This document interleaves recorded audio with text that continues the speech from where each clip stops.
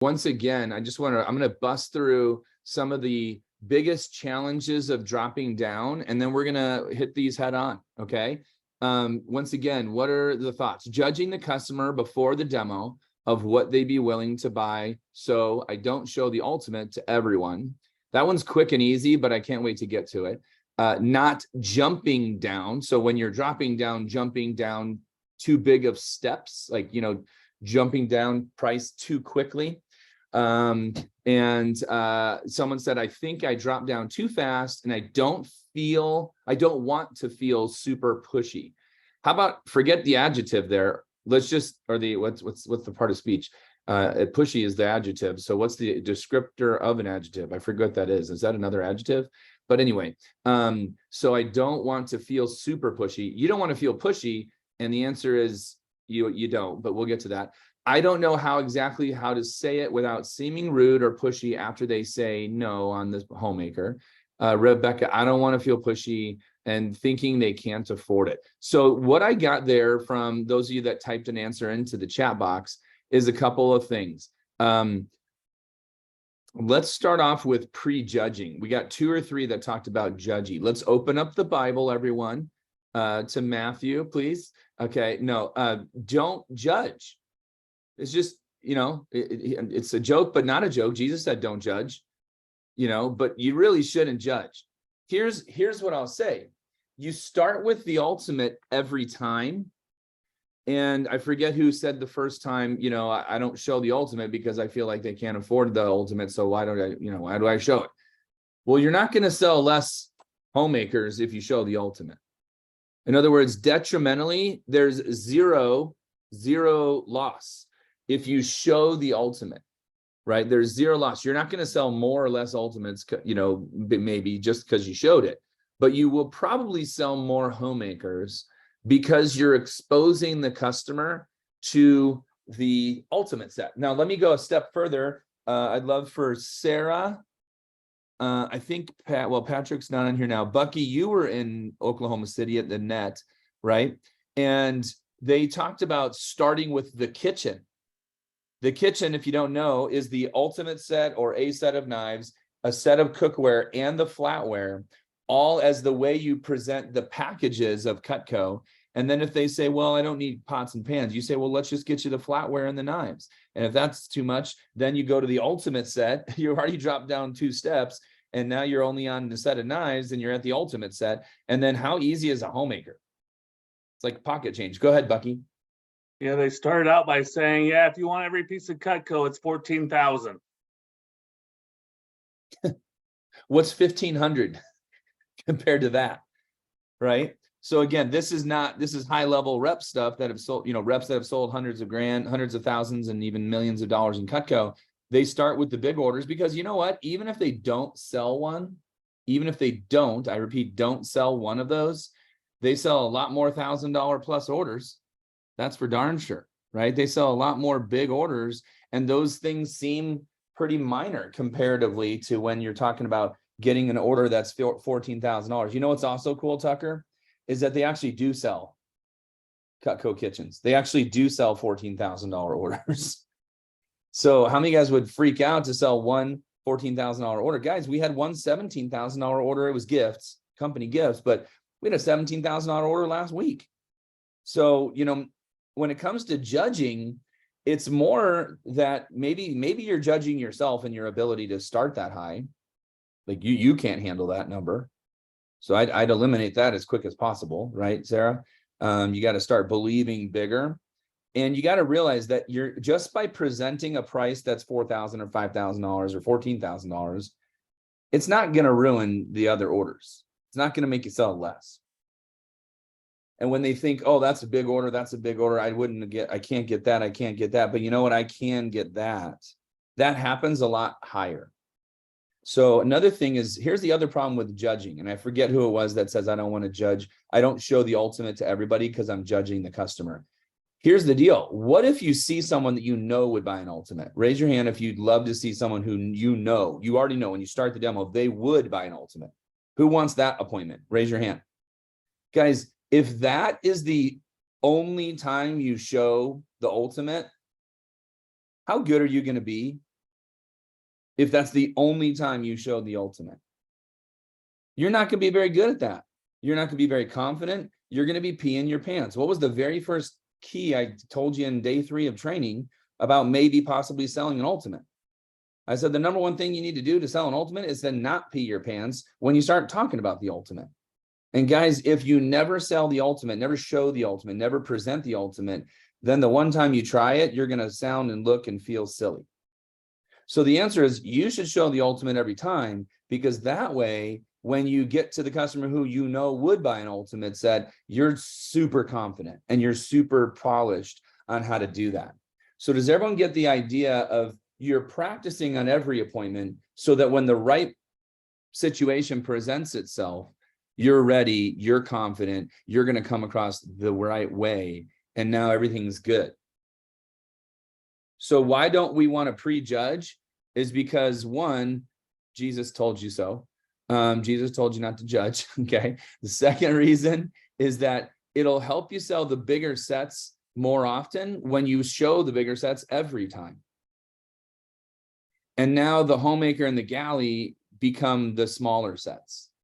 And if you sell 1 billion homemakers and galleys and never sell an ultimate set, your average order is going to be double company average. Raise your hand if you'd like to have average order double company average. You should want that, right? So that means you want to start at least showing it. And there is 2 ways to do that. All right. So just to go with it here, let me jump over to myvectordemo.com. All right.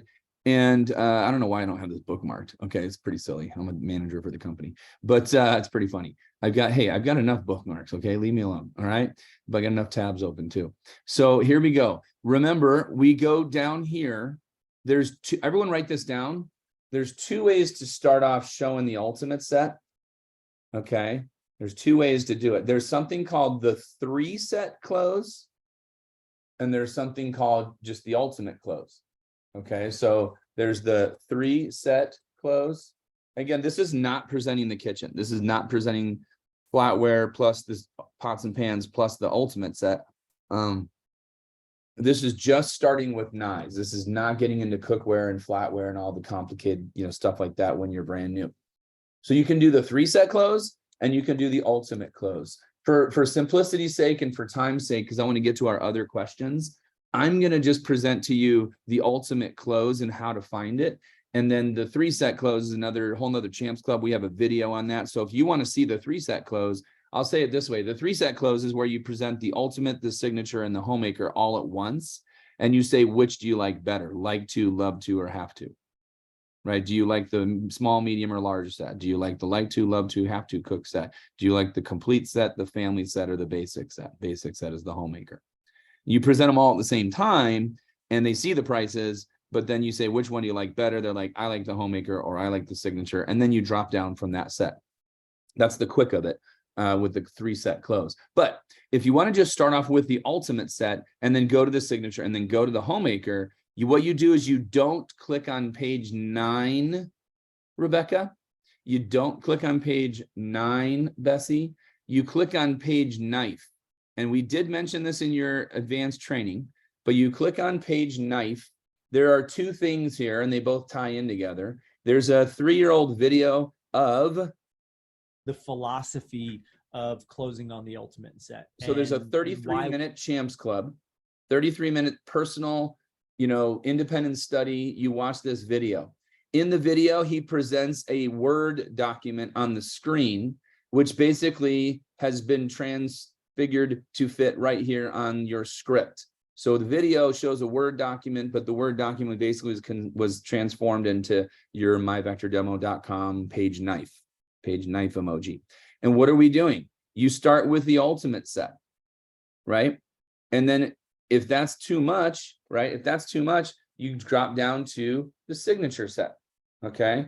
Right. All right. Okay. And you go to the signature set. If that's too much, right? The signature set has the homemaker 10 pieces plus the hearty slicer, santoku, petite santoku, cheese knife, 10 table knives, 3 cutting boards, and a sharpener, and a partridge and pear tree. And it's only this much dollars. Hey, Sarah, can you look at this and make sure that this has been fixed? the table knife ultimate set, and the table knife signature set. Can you make sure those are corrected? They were wrong a week ago after the price change. Okay. And then if that's demasiado caro, we go right to the homemaker. If this is what you did every single time, all right, if you did that every single time, you would sell one more ultimate set per month or two or whatever, but you're going to sell 2, 3, 4, 5 homemakers or galleys more than you already are selling. Raise your hand if you'd like to sell 2, 3, 4 more homemakers or galleys. Because how easy is the galley? How small is the galley when you were looking at 32 pieces for 3,500, and then you're at the galley's 13 pieces? 13 versus 35 is like 1/3 the amount of pieces, and 1/3 the amount of pieces is only what, 1116 versus 3,500. $220 a month versus 600 or whatever it is, 700. How many of you guys feel like that's pretty awesome?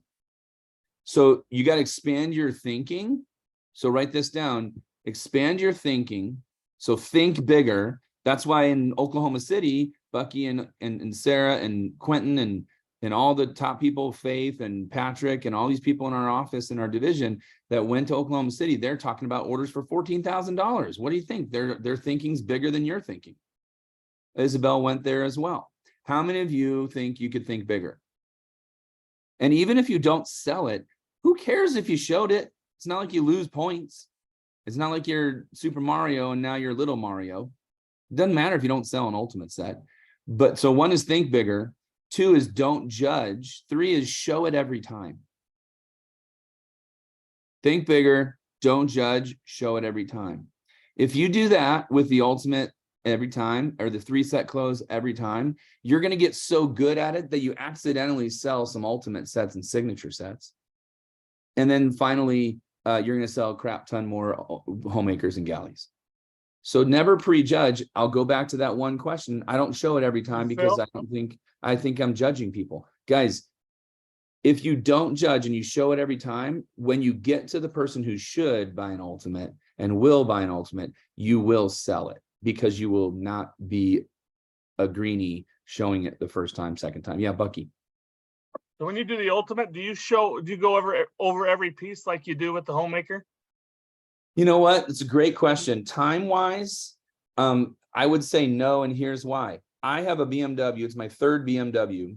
I have features on my BMW I don't even know that I own. Like, I did not know for 2.5 years that I have a button on my BMW that makes the mirrors go and they move so they don't get beat off, whatever, broken off in the parking lots, right? Does everyone get that? So there's that, right? I'll tell you right now, I didn't know for the first year I'm driving this BMW, it's my 3rd BMW. I did not know I didn't have a CD drive, like to put a CD into it. I did not know that my car does not even have a place to put a CD anymore because everything's streaming. Why? You have an iPhone with 7 billion songs in it. Why do you need a CD drive, right? It's so stupid, right? And so new cars don't even have those anymore, right? So I didn't even know that because there's things on my car I don't even know I don't have. So, with respect to that, Bucky, without going into making this an ultimate meeting only, it's the coolest, biggest set that we make, and everyone loves it, right? The coolest, baddest, biggest set that everyone makes, and everyone loves it. This is the set that everyone loves, but not everyone can afford or not everyone can get. I say it that way because it makes people who want it more. When I say not everyone can get this, not everyone does get this, they're like, shut up, I want it. That's actually a great way to get someone excited to buy something, is tell them they can't buy it. Okay. So how many times did you want something that your parents told you couldn't have, right? Everybody does that. Okay. So there you have it. Now the other thing is dropping down too quickly and not wanting to feel pushy. So the next thing, if you want to write down not feeling pushy or feeling pushy or something around the term pushy, right, in your drop down process, is number 1 is I can tell your intentions. I'm a customer. I can tell that your intentions are to give me a good deal if you have those intentions.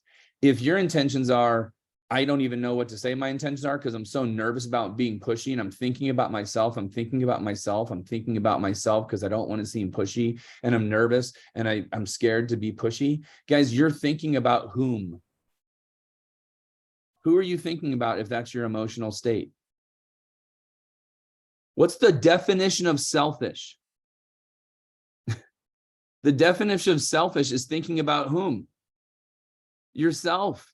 If you're thinking about you and what you're doing wrong and what you're doing right, and am I being pushy? And if I don't want to do this, you think you're thinking about your customer. You are not thinking about your customer.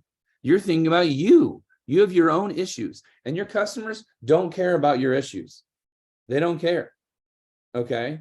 So what you want to do is you want to stop thinking about yourself and what you're doing wrong. Okay. Okay. Sarah, will you call Alessa? Okay, she's on a demo. Okay. Alessa, Alessa. Okay. Call Alessa. All right. Great, thank you.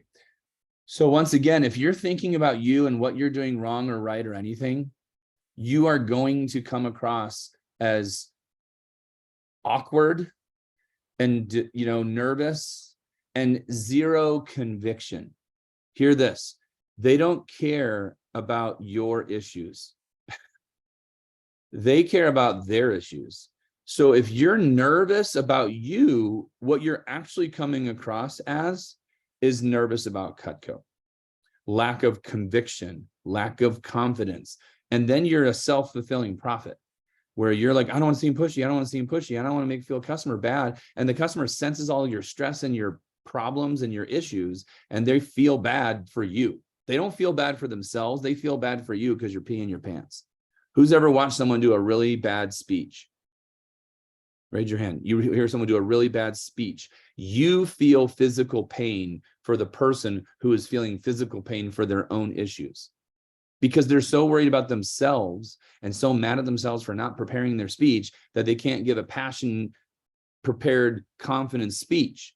And you feel the pain, not because they did something to you, but because you feel their silliness, right? Whereas if it's prepared and passionate and confident, you're like, let's go. I'll vote for you. Hallelujah. Praise the Lord. You're like, whatever it is, right? You're just all into that speech because they're prepared and confident and everything else. So my point is, and you should write this down, is you want to be off yourself and on purpose.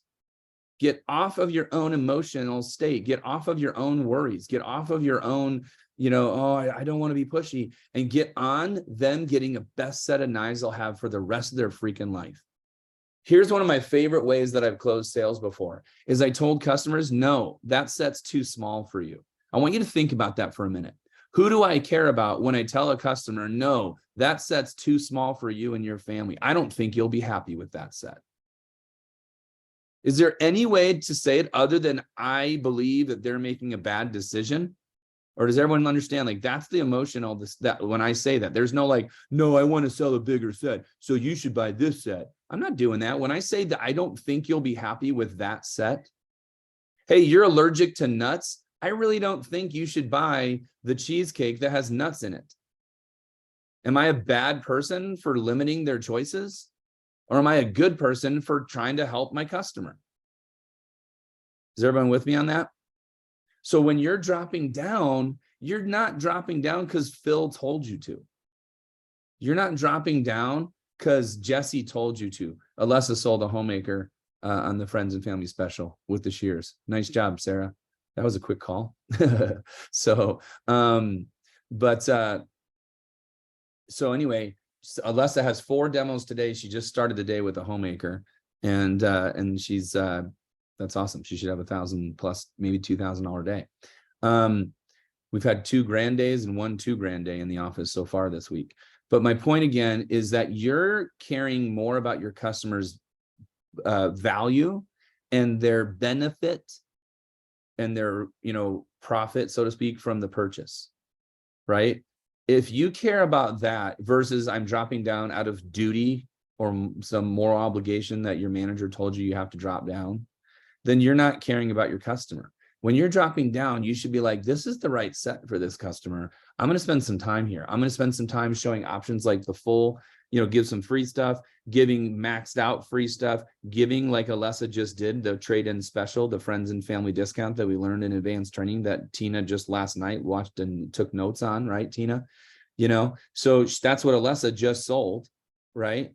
And if you show all those options on the homemaker, and they're so tempted, Kayla, to get the homemaker, but they don't do it, but they're so close. When you go to the galley, it's like the most amazing experience of the customer's life. You're like, oh, it's a few less knives for a lot less money.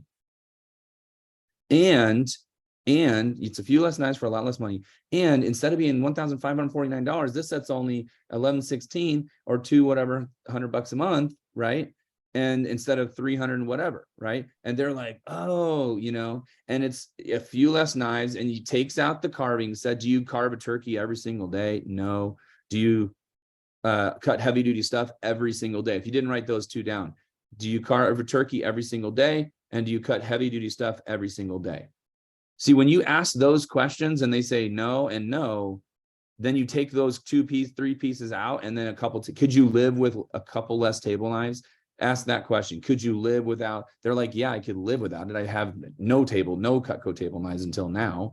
So yeah, I could live without those table knives, 2 of them, right? They're fired up about the 6 table knives, right? They're fired up about the 6 table knives. Hey, is that Savannah that just jumped on? No, it's Peyton. Oh, good old Peyton. All right, awesome, Peyton. I'm going to put you in the breakout room with Shay. All right, good to have you here. Gracias por venir. Okay, I think you're in the word. There you go. All right. Yeah. Oh wait, I'm gonna move you in there. Okay, I'm gonna move you into there. Okay, good. Awesome. Okay, guys. So excellent. Any last questions? So does everyone get the idea? If you're thinking about and nervous about being pushy, you're thinking about who? You. But if you're thinking about your customer you really can't come across as pushy. If you're really thinking about the customer's benefit, you're going to show them that you think that's the right set for them as you're dropping down. Sometimes the answer is it's a starter set. Don't get me wrong. This is not a meeting about why you should sell galleys and homemakers only, right? This is not a meeting about you better sell big sets. It's literally about, as you're dropping down, you're solving the issue, not for you to feel okay about yourself, but for them to get a better deal on the right set. Guys, they live in a home, they have kids. Buying Cutco is nothing compared to replacing a furnace. Buying Cutco is nothing compared to buying a new Suburban or a Yukon, right? Bucky Homestead, right? Buying Cutco is nothing like having to replace an entire sofa or bedroom set or an entire floor of carpet. That's nothing. Do they say things like, I can't afford it? Raise your hand if you've had someone say, I can't afford it, it's too much, right? They're going to say that because they're not going to say, well, Tucker, if you had knives in purple, I'd buy them all. They're not going to say, well, Luke, if you had knives with 2 handles, I'd buy all the knives because I only want knives with 2 handles. Like, there's nothing that's structurally wrong with Cutco. If you had knives with freaking laser beams on them, that's a quote from Austin Powers. Okay. But if they don't say anything other than money, because that's the only thing they can say. The value and the prices, all they're doing is they're weighing it out. So dropping down slow is easing the emotional state or the thought or whatever. When you think about letting air out of if you blow a balloon up and then put a pin on it, you're going to pop it. It won't work ever again. But if you ease the air out of it, slowly, it lasts a little longer, doesn't it? Does everyone get that? Like, you ease your way down to the right spot, right? If that makes sense. I'm making a kind of interesting analogy here, but you're dropping down slowly so that you're patient and you're not jumping down the stairs. You're doing it for the customer. You're not doing it because your manager told you to. You're not doing it and you're not nervous about doing it. You're confident that this is the right value for them as you drop down.